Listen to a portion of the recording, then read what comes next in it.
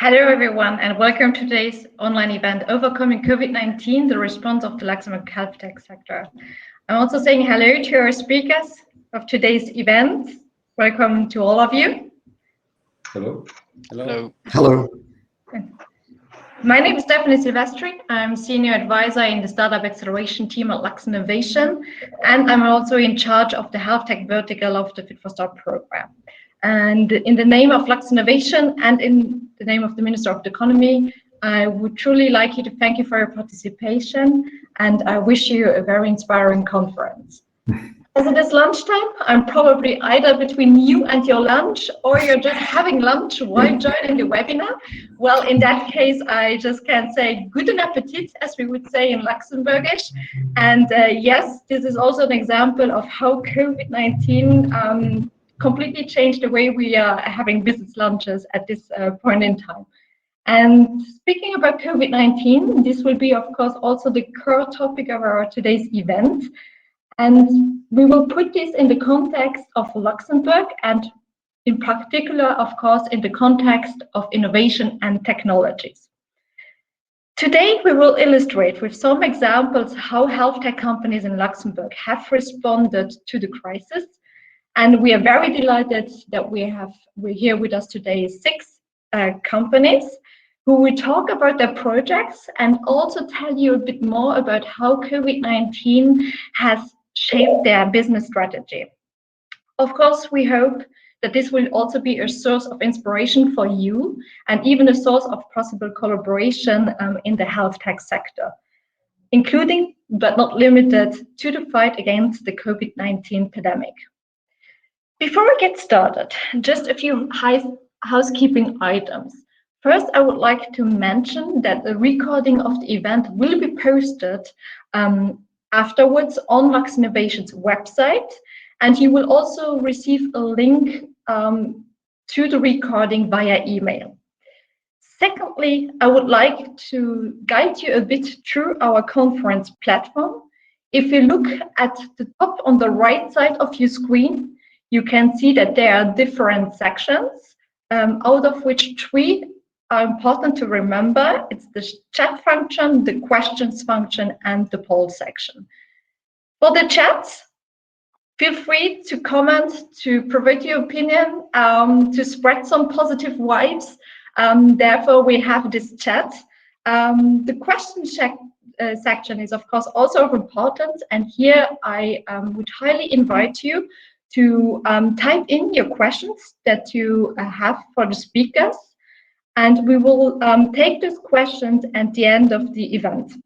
Of course, we will do our best to answer as many of them as possible, but if because of time reasons this will not be feasible, we will of course share them with the speakers afterwards and get back to you as soon as possible. And last but not least, we're also going to do some small surveys during the event. And this, we're going to do it in the polls section. Here, you just need to simply select the option of your choice. And once you have done so, you will directly see the results of the audience. And I would invite you here to maybe take our first survey in this section. So if you could all go to the poll section. So a very difficult one, I can see. No, I'm just kidding. Just a quick test before we get started. So do you represent a Luxembourg-based company, a public service, a general interest in knowing more about health technologies, a company from outside of Luxembourg, a public research organization, or a medical center? And once you have selected, you just need to click on Submit Votes.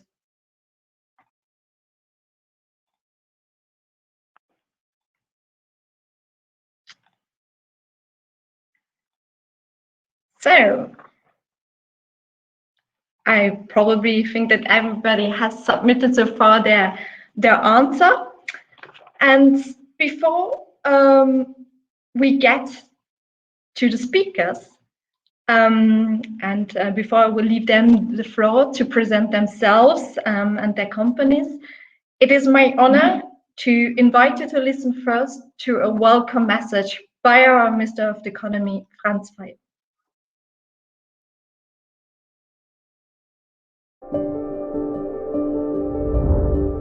Distinguished guests, good afternoon and welcome.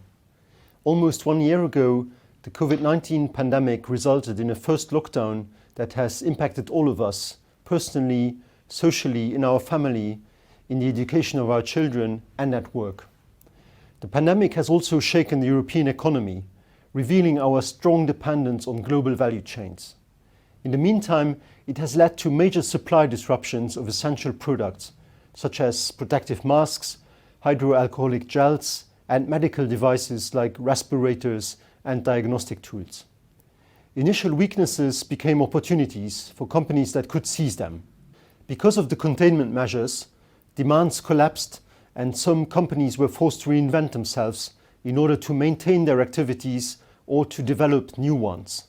Today's event aims to highlight with concrete examples how the support measures set up by the government have helped Luxembourg companies to contribute to the fight against the pandemic, to improve their resilience, and reinforce their sustainability in the long term, notably by investing into the digitization of their activities.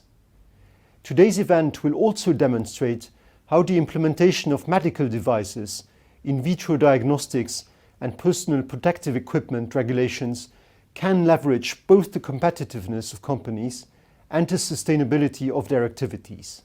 Ladies and gentlemen, today 6 companies active in health tech will explain how the pandemic has impacted their activities and how they decided to respond with the support of the 8 schemes set up by the Ministry of the Economy.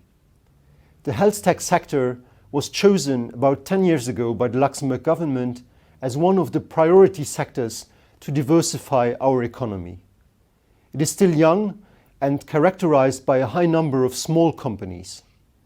Among the companies established in Luxembourg, we have several hidden champions with unique expertise and capability that we can be very proud of. It has already been demonstrated by the COVID-19 crisis. With the rise of personalized medicine and digitization of healthcare, the regulatory frameworks allowing medical devices software or in vitro diagnostic tools to access the European markets will become key enablers for the resilience and sustainability of Luxembourg-based health tech companies. This will also be decisive for the development of the health tech sector as a whole. In this context, I would like to remind you that several aid schemes are still available, and I would like to invite you to come forward with your projects. As Minister for Development Cooperation and Humanitarian Affairs, I also would like to raise your awareness regarding the Business Partnership Facility. This tool, established by the Luxembourg Corporation, can also support activities contributing to the fight against the COVID-19 pandemic in developing countries. I'm also very pleased to inform you that a new funding opportunity favoring public-private partnerships with health tech actors will be announced soon. In the meantime, I invite you to listen to the testimonials. May they inspire you and encourage you to follow their example and thus contribute to the dynamic of the health tech sector in Luxembourg. Before concluding this speech, I would like to thank the Lux Innovation team for its great support in making today's event happen, and also for providing information, networking, and guidance. These are key ingredients towards successful project applications, helping companies to leverage national or European funding resources. Also, let me thank you all for your online participation. I wish you all a very successful conference and interesting exchanges.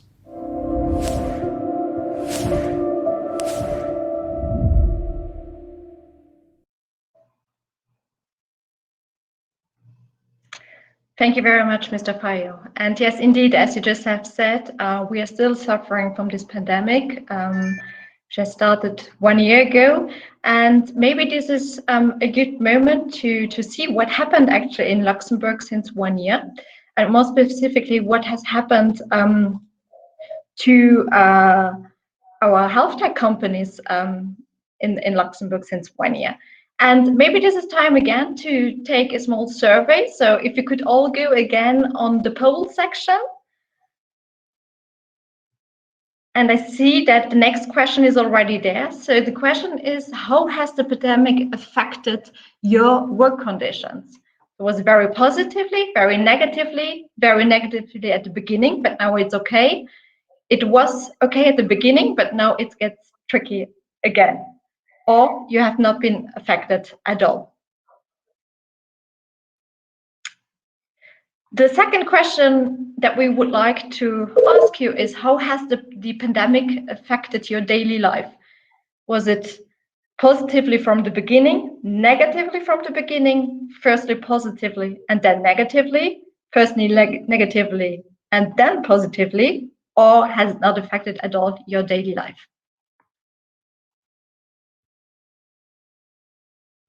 And we can see that in terms of work conditions, most of you are saying that it was okay at the beginning, but now it gets tricky again as we haven't still overcome the crisis. And in terms of daily life, it was for the majority, very negatively from the beginning. And yes, indeed, it has been very, very hard times for everyone, and there is still some way to go. But if we remember well, in February 2020, it was actually on the 29th February, this was the first. This was the day when we first had our COVID-19 positive tested case in Luxembourg, and testing became at this stage an immediate need in order to quickly detect COVID-19 infections. The Advanced Biological Laboratories, ABL, which is a diagnostic company based here in Luxembourg, actually developed a solution to meet this need. And I'm very pleased to hand over now to Mr. Shalom Sayada, who is Managing Director at ABL, and who will present us their solution in the fight against the COVID-19 pandemic. Mr. Shalom Sayada, the floor is yours. Thank you so much, Stephanie. And thank you for Lux Innovation for inviting us. So I am Dr. Shalom Sayada, and I'm the co-founder of ABL, MD, PhD, and the running CEO of the company. So indeed, as you mentioned, Stephanie, ABL is a diagnostic company, and we are very much committed and developed a series of products in order to support the healthcare systems and patients in order to get organized in order to manage the diagnostics around the COVID-19 infection as one of, in fact, of all our focuses around infectious disease.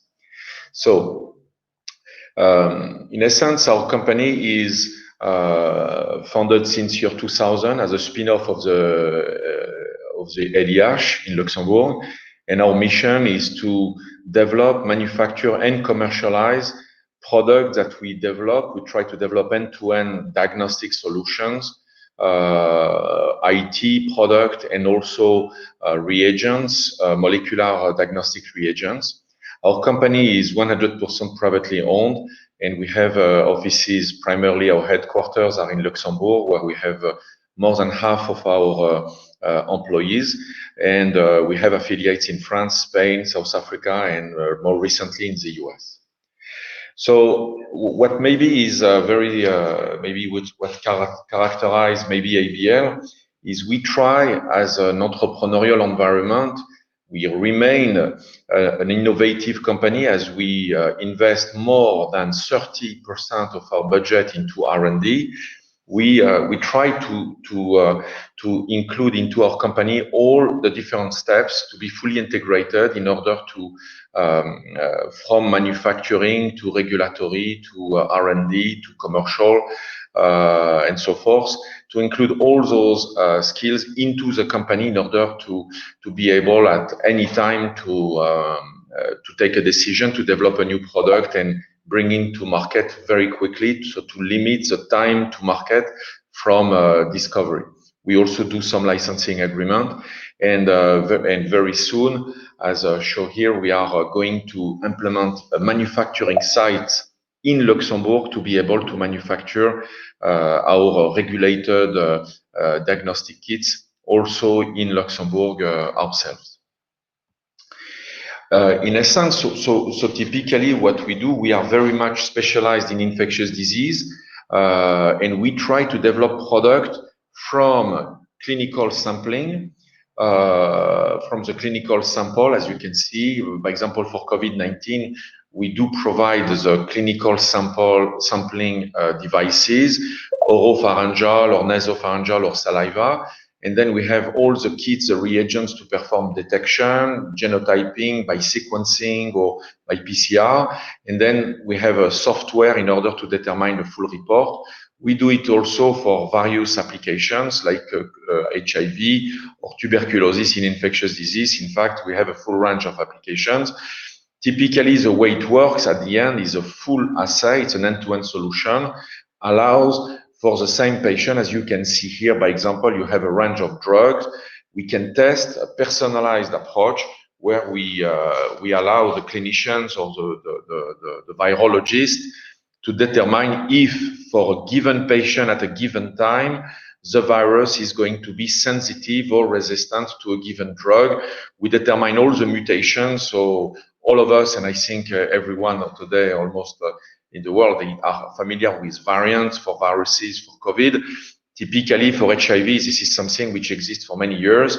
And so our technology and our platform, which are also CE-IVD, allow today, as you can see, for each drug to predict if it is resistant, intermediate, or sensitive for a given patient. This is for drug resistance in HIV. And by example, for COVID, we do the same with the ability to predict if the virus is going to be a variant and if the variant will have a higher infectiosity or capacity to be transmitted, or in fact to reduce its sensitivity to vaccines, for instance. So typically what we are also very much focused for laboratories is to be able to provide the full chain of product to allow a lab to run a test. So from instrument to assays. Now also we will be launching soon point of care assays, which can be done on a remote settings, software, and also all the services around with IT, with a growing level of application. You have few applications here. What I think is also very critical is we integrated recently into our company in the last 2 years also the regulatory capacity. And with the regulatory capacity, we are now enabling our applications to be CE-IVD and are targeting also registration in several companies, which I think is a critical part of the ability to develop successful commercial, is to have very solid regulatory capabilities in Europe from Luxembourg, where we have a very solid organization with Ministry of Health, and also across, in fact, various continents. I think this is a critical path for success. At the same time, to reach out, let's say all the world, we developed a network of distribution with exclusive distributor, one by country. We have today more than 40 different exclusive distributors who are very much expert in infectious disease, and we set up already more than 150 microbiology labs with our product. We still have to go the next level, which are the main big countries like the US, China, India, Japan, which we still have not been able to, where we are not commercializing locally with a local distributor or ourselves. So this is being in consideration, hopefully this year. We are very, very successful and very thankful also to all our partners from the industrial level or the licensor. We are extremely active in the industry world with very large companies like Roche, Illumina, Thermo Fisher, or in Luxembourg, Labo Réuni or Abbott, by example, but few others, as we mentioned. But also we cannot work without the scientific world, and we are extremely thankful to all our scientific partners, including the LNS and LIH in Luxembourg, but also several other private labs or like Alphabio in France or the Mayo Clinic in the US, where we have a very exciting collaboration in cytomegalovirus and transplantation, or Stanford University as an example. Overall now, especially for SARS-CoV-2, our company has worked around already importation of regulated product for sample collection for oropharyngeal, nasopharyngeal, and saliva. And very soon we will be launching our own proprietary product, as we are working with actually a very prominent institution in Luxembourg in research to validate our own solution to preserve the genetic material of the virus and inactivate the virus itself, to allow very safely to collect with an auto-sampling, auto-testing at home, the ability to collect samples and deliver them to the reference labs. In parallel, we are also developing an RNA extraction in collaboration with a group in Europe, which will allow to provide full automation of the extraction with highly sensitive method and very affordable for all the virology labs. And then certainly in all the environment of molecular diagnostics, we are very actively working on detection, highly sensitive detection, and also the ability to detect and distinguish the different variants. As we all know, every variant today may have a different response to some vaccine, or at least we need to be anticipating new variants. So we are developing those tools in order to enable all the labs to face this major challenge that we are all facing. In parallel, we developed also genotyping by sequencing. As we know, this virus is developing new mutations. Not too many, in fact, but all are very strategic for the virus to survive and to try to escape either the antibody response of patients, but even antibody treatment, as Eli Lilly is providing, and maybe soon other new treatments that are being proposed. So we are actively developing a solution which is a non-a priori, because it is using sequencing and also software to ease the analysis and the interpretation. So all those products are being in development. And as you can see, all this comes with a very intense R&D effort. We are going, I will be announcing in 1 minute a major partnership that we are extremely pleased to announce here in Luxembourg. But as you can see, we are very much active around R&D, all the effort to manufacture also in Europe, but especially now in Luxembourg. During the second quarter, we'll have an active site for producing our CE-IVD product in molecular diagnostics to detect the virus. We continue to reinforce our effort on registration, and at the same time, all this list of new products, including automation, which I think will be critical, and very soon the vaccine monitoring solution, in order to ensure that patients vaccinated remain protected over time. So finally, my last slide, Stephanie, and to everyone, is I'm very honored and very much thankful to the Ministry of Economy and to the LNS organization and managers to announce that ABL and the LNS are entering into an R&D and licensing agreement in order to develop series of innovative products, which will be also manufactured in Luxembourg. The first range are enabling home sample collection testing to really allow mass screening in very short period of time with traceability. And finally, series of improved molecular diagnostics, IT solutions as well, and genotyping product to continue to reinforce the detection of virus. Thank you very, very much for all your attention, and thank you again for giving us the opportunity to present you our work. Thank you very much, Sheldon, for this very interesting presentation, and congratulations also from my side to the great work you have performed at the ABL.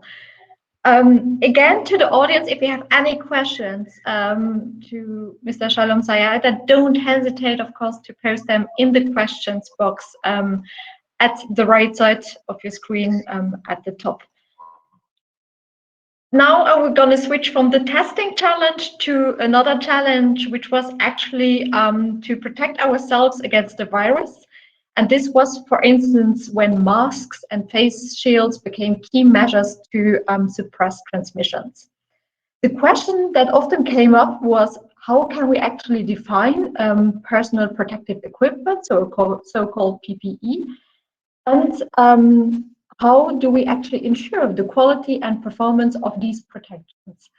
And I'm very glad that we are in presence of Jeremy and Zalak here today. Jeremy is Head of Regulatory Affairs at Iot Luxembourg, and he's the perfect guy to answer those questions. So Jeremy, the floor is yours. Thank you very much. First of all, hi everyone. Before I begin, I would like to thank you, the Minister of Economy of Luxembourg, Mr. Fayot, as well as Lux Innovation for allowing us to meet, exchange, and hopefully create new interactions. My name is Jeremy Amzalag. I'm a pharmacist. I have a master's degree in biotechnology and therapeutic innovation, which I obtained at the Faculty of Pharmacy of Strasbourg, close to Germany and especially close to Luxembourg. I have held several positions in the drug and medical device company, and always in relation with the quality and the regulatory affairs.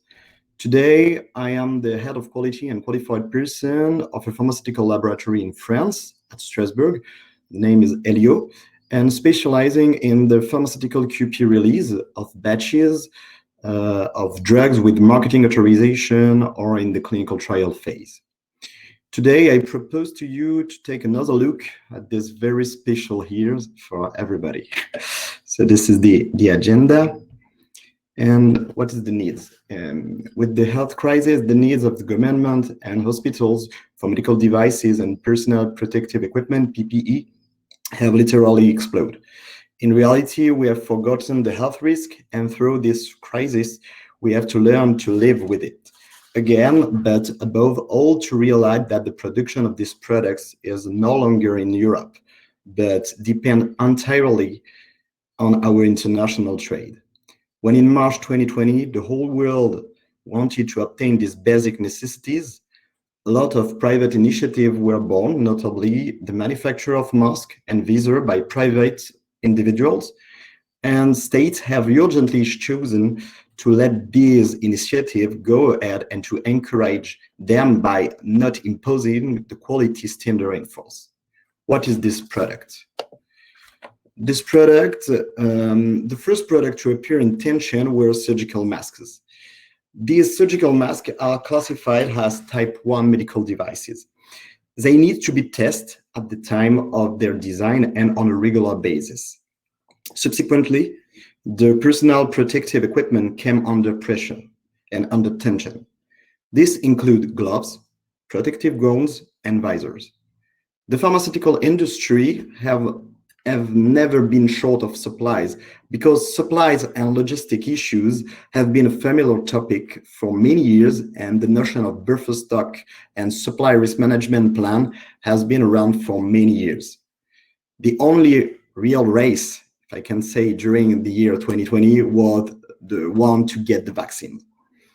As explained above, with the need of these products, regulatory facilities have appeared, notably by accepting other international standards. For example, KN95 masks have appeared on the European market, whereas this standard is the North American one. It is therefore important to discuss the regulation of this product. What is this, especially the regulation regarding these three types of products? In Europe, the drugs must comply with the GMP, the Good Manufacturing Practices. For the medical device, follow the rules of Directive 455/95/EEC, which will soon be replaced by Standard 2017/455. The PPE follow Directive 2016/425. The common point between the medical device and the PPE is the CE marking. This must involve two players in addition to the manufacturer. The notified body, which become the guarantor of the quality of the product. Each notified body have a unique number inscribed on the product. The quality control laboratory, which must be independent to ensure neutrality in the results. However, with the crisis, these two steps had to be simplified or even cancelled in some cases.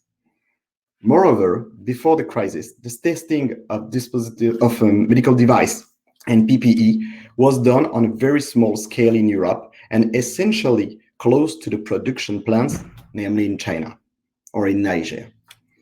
With the desire of the state to relocate the production factories, a problem of quality control arrived. And that's when we came up with the idea of founding a quality control lab in Luxembourg. Iot Luxembourg is our quality control lab and is currently focused on mass testing.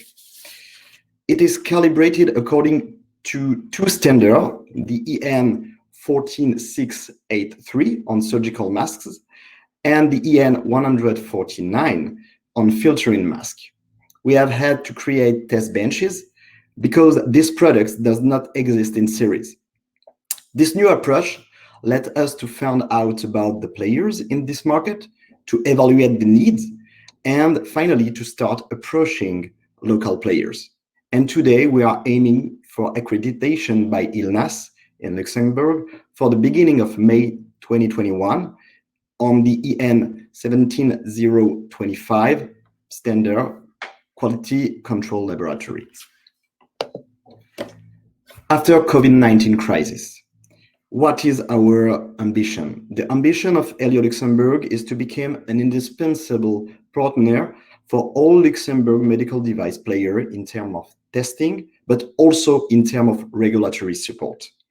Moreover, the synergy with the French entity focused on drugs also allows us to accompany manufacturer of combined medical device and drugs combined, as example, the stents, on the road to certification and the preparation of a quality dossier.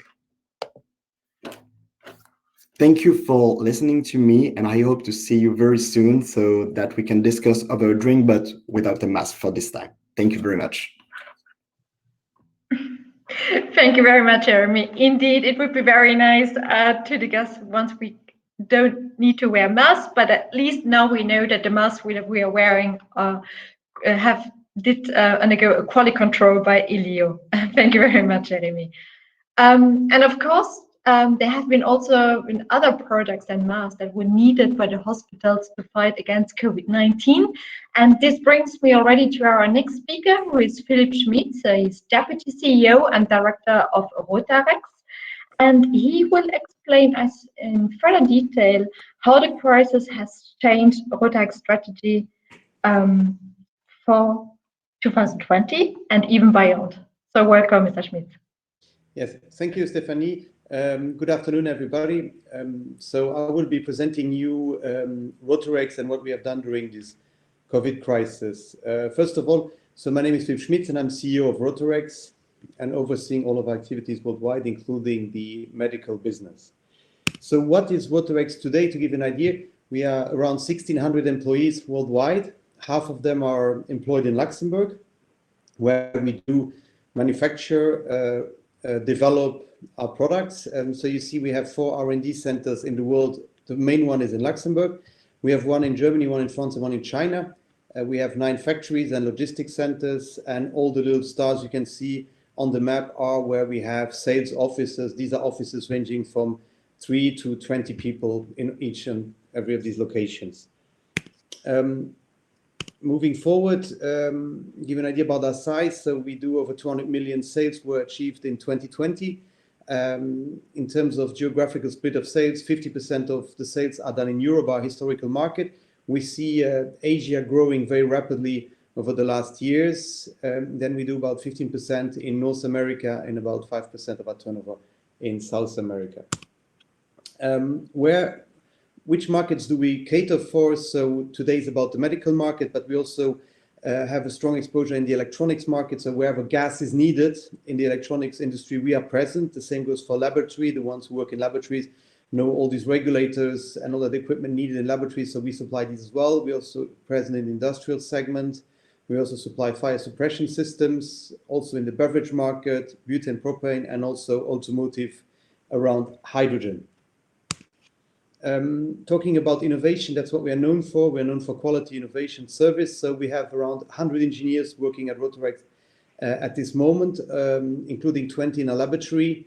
We allocate very high resources on R&D. So therefore, we have around 190 projects which we are currently developing, and we own around 350 patents. And as you can see, 85% of our engineers are present in Luxembourg.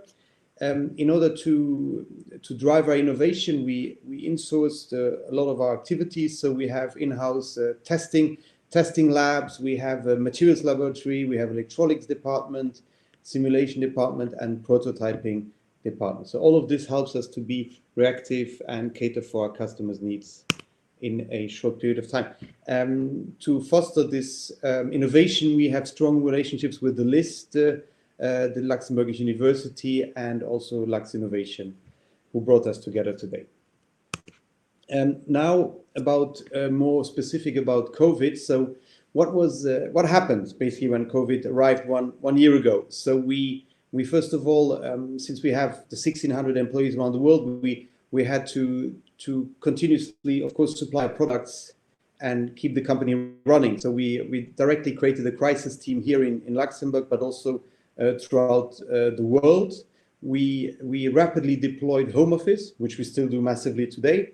We put in place all the communication campaigns, like all the logos you can see here, which were communicated by the government and so on throughout the company here in Luxembourg, but worldwide. We put in place distancing rules, again, masks and temperature taken, masks were given. We also, on top of home office, we put more space in between the workstation of the people. So in our assembly areas here in Luxembourg, but again, also throughout the world.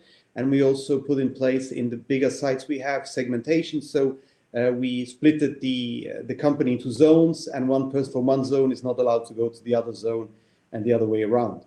And of course, we increased cleaning and disinfection process. And also we had to work on our supply chain, which was a big challenge, especially that a lot of our suppliers are, I mean, we have a global supplier base, and also a lot from Italy. So we had to struggle, of course, with the high outbreak in northern Italy and keep our supply chain up and running. What are the long-term effects which we foresee? I think we all do this meeting today digitally, and this is also, we think, will continue. So we will continue offering home office to not all the employees, but to the ones we think are able to work remotely. And also the long-term effect will be that we see also a reduction in our business trade shows, which anyway we were doing less and less around the world. So that's being reduced. So we invest more heavily in digital. We're going to launch a new website. We're launching also webinars with our customers and like similar events like we're doing now. And also we see as the visits will be reduced because we find out, I think, that with Microsoft Teams or any other tool like this one, a lot can be achieved and unnecessary trips can be avoided. Now, what happened during the COVID-19 in terms of our medical range? So we had a very strong demand in for our medical products. As you know, these products, as you will see here, are being used in the respirators, so in the supply of medical oxygen. As you can see below there's one of our valves being in action. We are the leader in this type of valves around the world. We have supplied over 2.6 million of these valves over the last 10 or so years onto the market. All of the major gas companies around the world are trusting us to cater to deliver them these products. So you can see Linde, Praxair, Messer. I'm sure each and everyone is in the medical industry. You know about these and the medical gases around it. So we also got, and we would like to thank the government for the support they gave us during these times.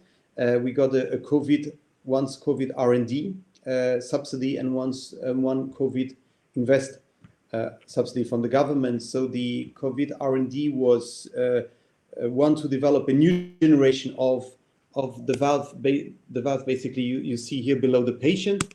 The idea is to be able to manufacture these valves more rapidly and also at a more affordable cost to get the even greater market share than we have today and to be very reactive for the market. This product has an advantage that everything is all in one, so you don't need a valve and a regulator, you have it all in one. It's very user-friendly, everybody can use it, and this is definitely the future in terms of oxygen supply, mobile oxygen supply or emergency supply.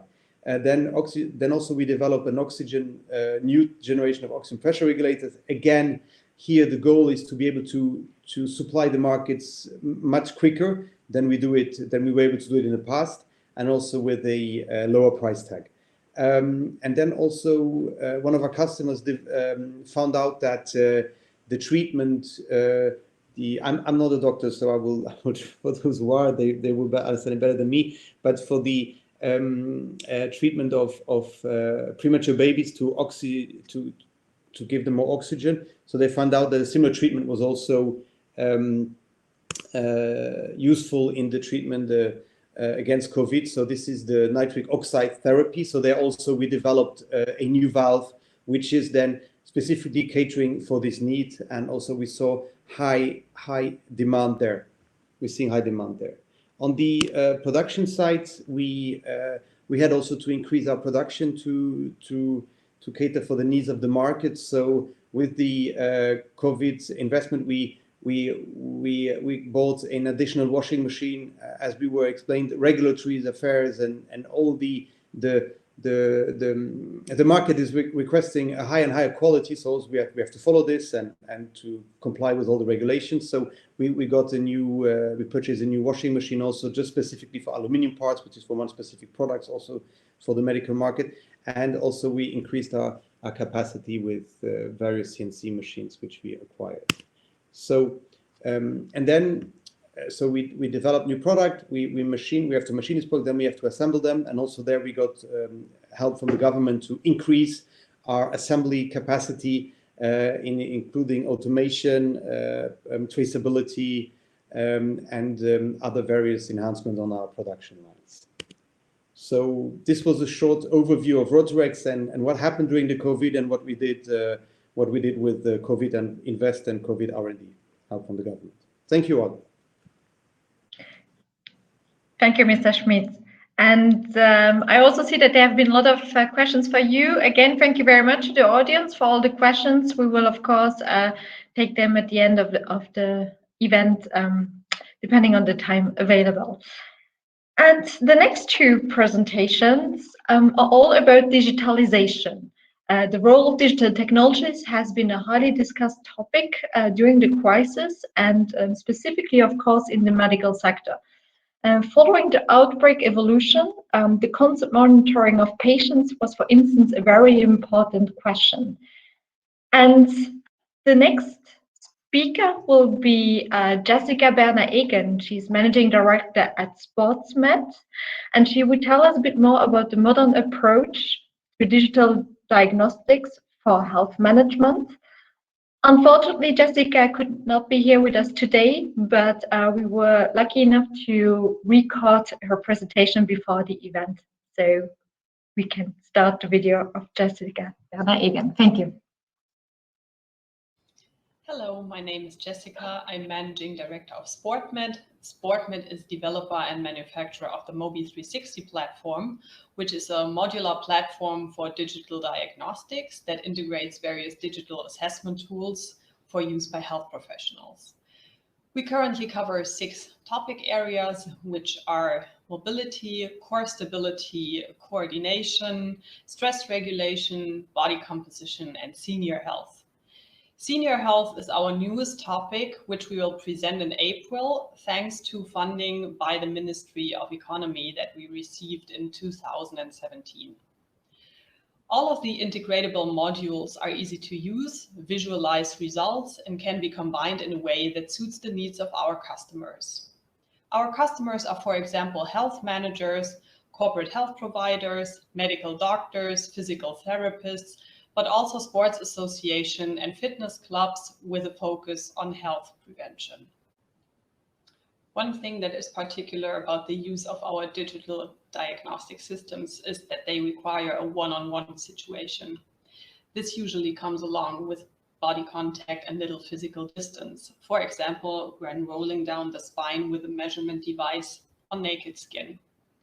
It constitutes a very individual and personal situation. that can enhance and create trust between the patient or customer and our customer, the health professional.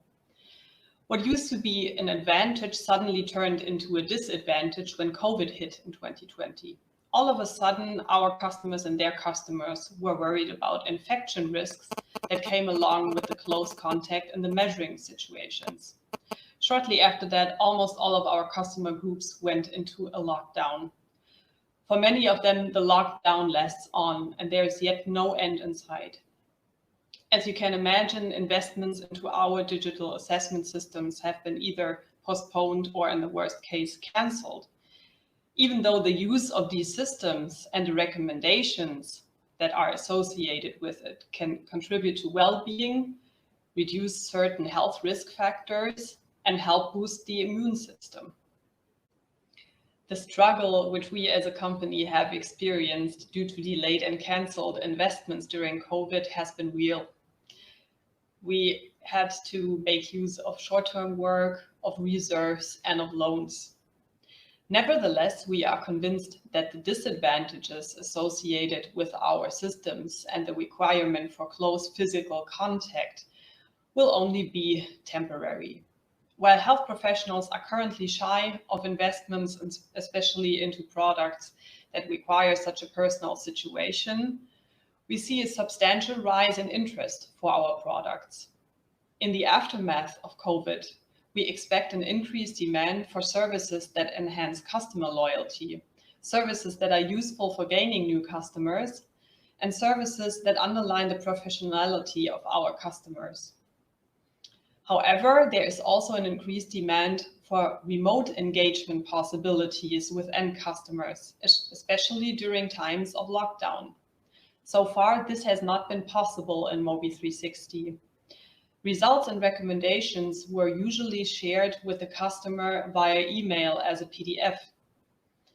Then, if there's no option for the customer to return to the health professional, this constitutes a dead end.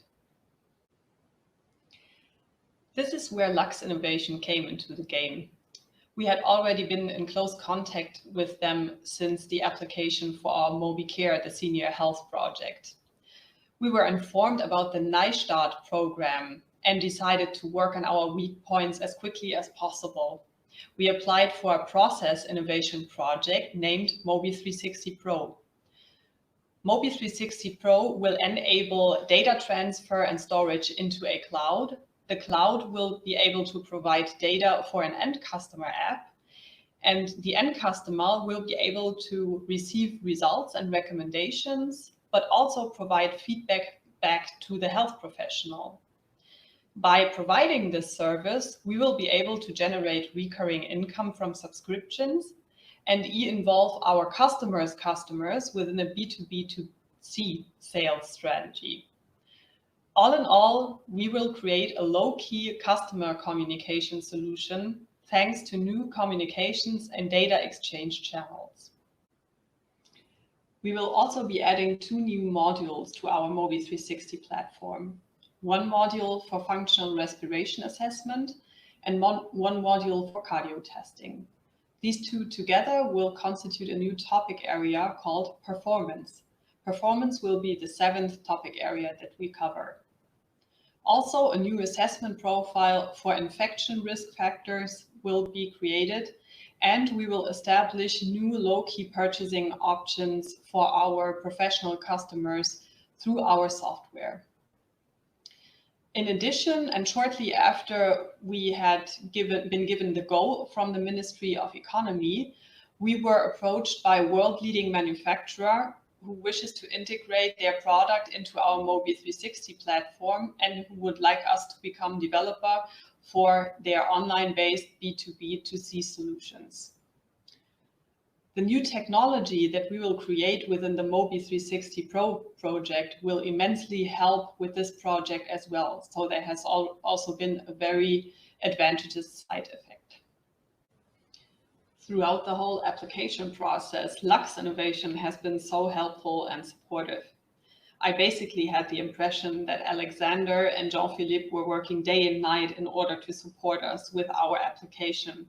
And Lux Innovation was really seeking solutions for companies that were experiencing quite turbulent times. I would like to say thank you, unfortunately not live today, but through this video message. And I would like to wish everybody else success and endurance during the ongoing difficult times. And I hope with the help of our project that we can really make a difference. Thank you and have a great day. Bye-bye. Thank you very much, Jessica. And of course, if you have any questions to Jessica, feel free to post them in the question section and we will share them with her afterwards. IoT, clinical data, what has this shown is again that data plays a central role. And when we talk about data, the question that often arises is the one of secure communication and data security. And I'm very pleased that we have here with us today Andreas Treyman, CEO of Information Technology for Translational Medicine, ITTM. And Andreas will explain us how communication platforms for digital health work to keep data secure. And the floor is yours. Thank you so much. Can I have the slides? Perfect. I see black, unfortunately.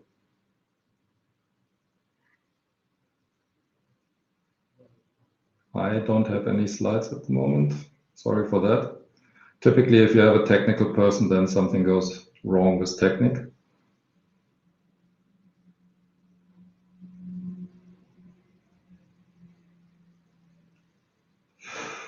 Let me start thanking you for inviting me, especially Minister Fayot and the Lux Innovation team. Can you see my slides? Because I do not see slides at the moment. Working on it. It will come, I think. Okay. So my sorry for that. Be correct. If you have a person dealing with IT, then typically that's the best moment when you have an IT issue. So again, maybe spending some words on my person. So before coming to Luxembourg, I worked over 10 years in pharmaceutical research. I'm a genetics by training, working on virology, also very important in these times. After having spent over 10 years in pharma, I worked in clinical research and then basically also with Siemens in Vienna. The red line through all of that is the quality of data in our activities. And, you know, to some extent, that is the main reason also why ITTM was founded in 2015 here in Luxembourg. So we are a young company here in Luxembourg, incorporated, and our first and still major work area, service area is data curation and management, especially in preclinical and clinical studies. In around 2018, with the support of Luxembourg Ministry of Economy, we started the second arm of ITTM, which is on what we call digital health services.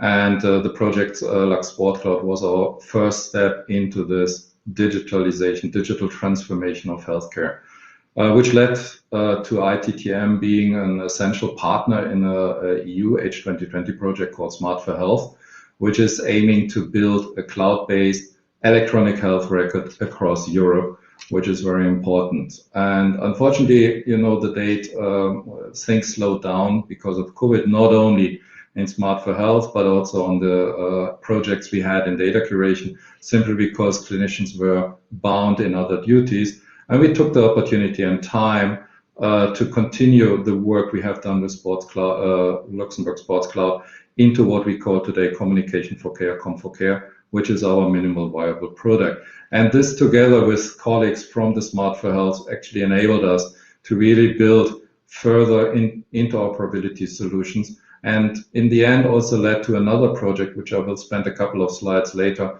which is called ICU for COVID, which I'm very proud ITTM is being part of, and which is again also strengthening this second leg of ITTM, providing digital health services and data curation management, data management services from within Luxembourg. And I don't have to explain, I think, to the people listening here. Still, I would like to mention that Luxembourg has a unique, setup and capability in terms of having secure data management, data centers, not necessarily because of the healthcare system, but because of the banking system. And we really are one of the companies benefiting from that. And later this year, we will move all our IT services into the EBRC, which some of you might know as well already. So I promised a bit more on the H2020 project ICU for COVID. And I think one aspect which was for some of us very important to see is that ICU units are really important in fighting new pandemic threats. And Luxembourg, as much as other countries, are looking quite well, looking at the numbers of beds you do have per heads of country, but others are not looking so good. And initial results from the first wave showed that you do have quite a lower survival rate sorry for saying it this way, of surviving the disease if you don't have enough ICU units. So it became really important to have not only central places, but also to go more into the periphery and also to support these peripheral care units in order to really provide good care. And this is what ICU for COVID is all about. It is aiming to turn the peripheral intensive care units into really efficient cooperating. And here the point is also knowledge-based centers for the treatment of COVID today, but of pandemics in the future as well. And now you can think this is all nice, sounds great. And if you look at the top or bottom right of this slide, you do see that the patient is actually embedded in a very complex environment, data flowing around, people acting with the patient. And it's really, in the end of the day, the combination of all of this. Going a bit more in detail, the so-called cyber physical systems for telemedicine and intensive care, they were used and tested already in the first wave, especially from our colleagues in Aachen. Professor Gernot Marx I have here to mention, who is not only heading the ICU unit there, is also head of the telemedicine in Aachen, a really good colleague and now friend. And together with him and others from Portugal, Philips is involved. This project, ICU for COVID, is building telemedicine cockpits, not only for the central hub, but also enabling the peripheral units to really exchange information, have interoperable data, and therefore provide a better treatment, a better care for the patients who need that desperately. And, again, this has a lot of capacity, but it also has still to solve a lot of open questions, because the digital transformation, as I read here on the slide, this goes not only across sites, maybe different cities, it also might go across borders, maybe Luxembourg, Netherlands, Germany, Austria. In our case here, it's also Portugal and Greece, but it also has, dimensions going across societal dimensions. How do you really would like to have this system working from a patient perspective, from a nurse perspective, from a healthcare professional perspective? So aspects like regulation, guidelines are really, really important to touch here. Common shared protocols, I mentioned already, cross-border. This means also privacy aspects. What can go cross-border in terms of data? The monitoring has to be ensured. This is real-time monitoring sometimes. So again, this is engagement across borders of different stakeholders altogether. So this project itself, in a small scale, is covering all the different aspects what you have in digital transformation, which we are dealing with today. I mentioned already we worked as ITTM also here in order to broaden our offerings, our service offerings, and I mentioned communication for care already, which is a minimal viable product developed inside Luxembourg, also with the help of Luxembourg partners, and we will further continue developing it. And in a nutshell, what it is a cloud-based GDPR-conform interoperability platform where citizens can put in their information and data and can share that under the regulation, under consent with their healthcare professional of interest. Now, what is this data? Now, this can be everything from variable information, various sensor data, you name it. It can be healthcare questionnaires, it can be patient reported outcome measures. All this goes into the system, is being secured, again, security by design, with the support of another company called Data Vaccinator, to really ensure that not only the secure data centers in Luxembourg are being used to full extent, but also the data itself is being used only for what is being used. And obviously connectivity to e-santé or insurance companies are being necessary and important. So this is something ITTM is bringing very soon now new into the market. We do have great discussions with potential partners, with potential investors here. And I think it's really important to stress the fact that the domain expertise, the specific domain expertise of ITTM, of the colleagues here in data management, in secure data management, looking at the data quality, making sure harmonization, contextualization is right, standardization efforts are being there. By the way, ITTM is working together with ILMAS to really also here push Luxembourg's voice into the international standardization organization and the work there. This is all what ITTM is bringing on the table. And just to give you really a flavor, what is ITTM? It's a group of young people who is passionate about not only your data, but their data, and actually is really driving and striving towards a better way of interacting and really, getting the walls out of the way, which is blocking good, effective communication and collaboration. Thank you.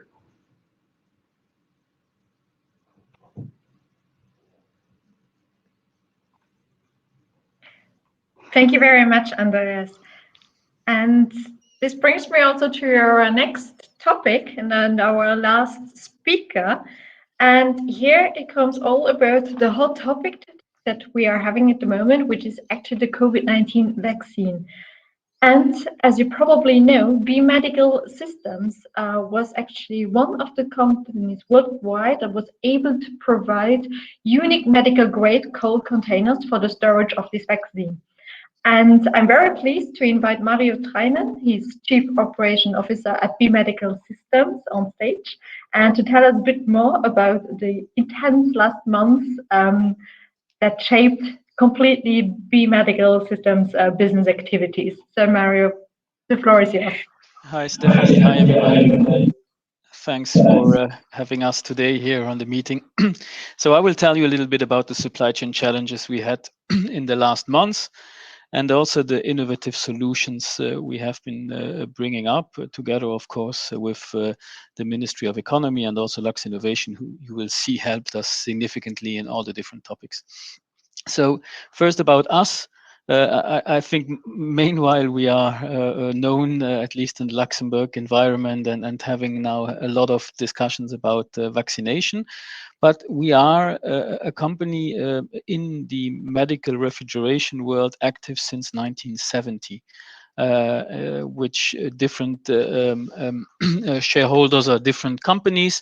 We ended up being since 2015 B Medical Systems, which is a unique and solely medical refrigeration company, and a trusted partner of the different humanitarian organizations, as mentioned on this slide.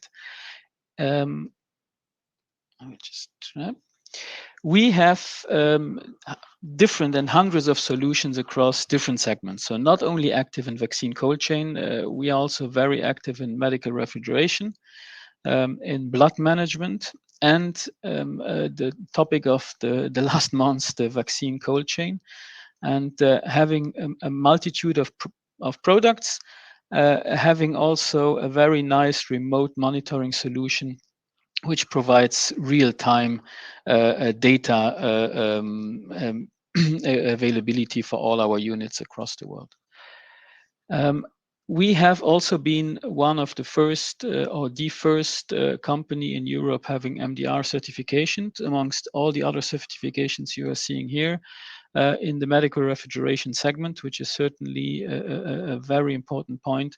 So we had been, as soon as last year in January, been certified for the MDR, something which we are certainly at this stage still taking profit of, and also very proud to be manufacturing in Luxembourg and doing also the R&D here in Luxembourg. We have a long list of reputed customers, That said, so we have probably or had all the things necessary to be successful within the vaccine distribution for COVID. Also mentioning that we are in our reputation as a global specialist for vaccine and vaccine cold chain, being able to provide solutions at different storage temperatures over plus than 40 years. Again, here is the whole overview of our storage solutions. So we provide vaccine storage solutions on different power sources, be it solar powered or electricity, also some DC powered units for transportation, even units on kerosene or gas.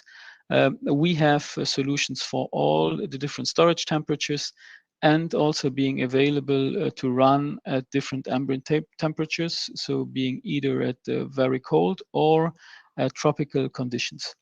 So that said, easy. We have a solution for everything. We are the right company to help you distributing the COVID vaccine. That said, it's not that easy, right? Because we had really an unprecedented supply chain challenge, which firstly is linked to the very short delivery time expected from our customers. Of course, you are in a sanitary crisis, and you cannot tell the customer you get your fridge or refrigerator or freezer in 6 months or 1 year, right? So that's something which is certainly linked to the delivery timing. Also, the sheer increase of demand, which we also hear or see within the vaccine availability, was also hitting very hard the refrigeration or cold chain companies. And last but not least, we are seeing vaccines with a very different temperature profile, meaning either a traditional 2 to 8 degree vaccine profile, minus 20 degrees C for the Moderna vaccine, or minus 80 or minus 70 ultra low temperatures for the Pfizer vaccine.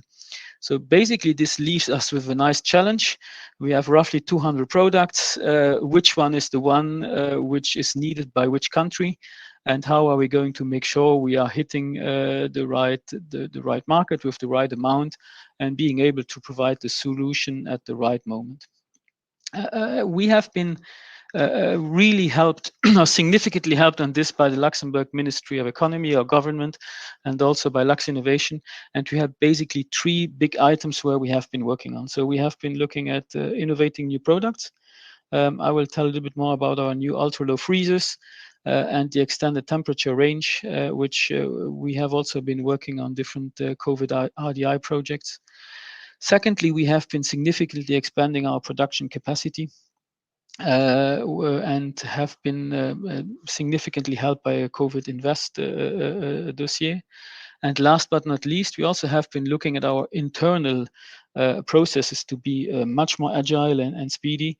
And we have been looking at digitalization in the Fit for Resilience program, where I will also share a little bit of details. Last but not least, we have been hiring roughly 80 people over the last 6 months, and for some of our product lines, been multiplying our production output by a factor of 5. Just a short overview on how innovative or how product innovation in a very fast development cycle can happen. So when the customers or the Ministry of Health told us that they actually don't know if they would get Moderna vaccine or Pfizer vaccine, brings them into a very difficult supply or vaccine cold chain situation. What we then actually pretty quickly made is we put all our engineers, which are sitting here in Luxembourg, on a project where we wanted to flexibilize this vaccine supply chain. What we did is we qualified or validated our medical devices, medical device class 2 units, which is not an insignificant validation, to work at different temperatures. So basically what we ended up is we have now solution for as well the Moderna anti-Pfizer vaccine, which leaves the Ministry of Health with a less risk. So they can basically buy a unit from us and are certainly sure they could at least store two of the most important vaccines at this stage in the same unit. Those are the kind of small innovation processes which have a huge impact and which our team here in Luxembourg was able to manage within a few weeks of timeline. In addition to this, we have also been partnering significantly with the Luxembourg government to set up the whole COVID vaccine supply chain for the Luxembourg government, which we have certainly been afterwards very successful in sharing across the world, and make sure that we have been bringing solutions to the outside world. Last but not least, we still have some R&D projects going on, which we are continuing. But we also had been working on our capacity increase and balancing the different components of the infrastructure, raw materials availability, and also human resources. We are very proud to announce or to have been looking at the groundbreaking ceremony with Minister Fayot and our Grand Duc Héritier for our planned expansion for 4,500 square meters. We are also looking at a lot of local sourcing opportunities where I think there might be a few partners available or here in the call who might be interesting to help us making a more resilient supply chain. As mentioned, we are especially looking at electronic parts, which are very scarce, where we have been very reliant or very abandoned to some different countries, and also the global supply chains are now certainly showing their limitations. And then last but not least, we are re-engineering significant amount of processes to be more efficient internally. And that's maybe the last slide I wanted to mention, and really a strong recommendation. Out of all the COVID invests or different initiatives, a lot are based on product innovation or production capacity, but also not forgetting about re-engineering the internal processes is certainly important, where we have been at least now reworking our whole after-sales ticketing system to improve our customer support. We are also now re-engineering our supply chain effort to make sure we are making ourselves fit for a home-based or home working environment, and also as agile as our customers would want us to be. And thanks again for the Lux Innovation team and the Ministry of Economy for the help on all the different efforts. Thank you very much. Thank you very much, Mario. And that was it. We are already at the end of the presentations of our 6 speakers. And before I switch over to my colleague Jean-Philippe Arié, who is the cluster manager of health technologies here at Lux Innovation, I was wondering if we have an open question in the chat. Because the question that we have in general to you, and this is something that would be very interesting for us to know, is what are the most important key takeaways of today's event for you? So it would be very nice if you could just simply put your answers in the chat. We will collect them afterwards. Thank you very much. And Jean-Philippe, I would like now to hand over to you.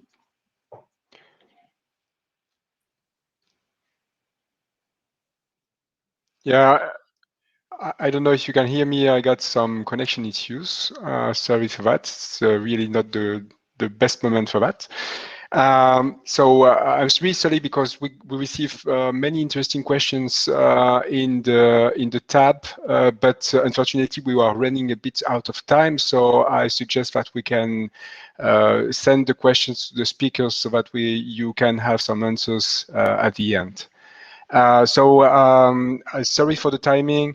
I will try to directly jump to the conclusion of the event, because sadly we got to conclude and we got to close this event one day. So first of all, I would like to thank our speakers of the day for their presentation and for all their efforts to share their perception of 2020 with us. I also want to thank the Lux Innovation team for supporting me in creating this event, and also for Stephanie, and that put all energy in moderating this event. Maybe before leaving the floor, I got a few key messages for you. Just to remind that currently there is still some open COVID-19 grants at the Ministry of the Economy and at also the European level. Just to remind that if you got a running project regarding COVID-19, do not hesitate to contact Lux Innovation. And maybe a last word, because it's now 2 o'clock. So as presented by our Minister of the Economy, Mr. Franz Fayot, new funding opportunity favoring public-private partnership within health-tech players will be announced very soon. So I think that we are all eager to discover the details regarding this new scheme. That will not be long, and I think we will have the chance to have the Minister of the Economy again to public this new information. So thank you for your presence. Thank you for listening. Don't hesitate to contact us for any question, any details. If you still have some questions to the speakers, don't hesitate to share these questions with me, and we will relay them and try to get you with some answers. You have a link that pop up on your screen. It's the link to the new key figures on the health-tech sector in Luxembourg that we just achieved. It's a very interesting tool in order to understand what we have here in Luxembourg in terms of companies. So it's an interactive tool that will be also updated regularly. So you can use the link and use it as much as you want. Thank you again for all the attendees, for all the speakers. I hope to see you soon in our next event, maybe next year, maybe this year, I don't know. I hope you enjoyed this moment with us. I did, actually. Thank you so much. Bye-bye.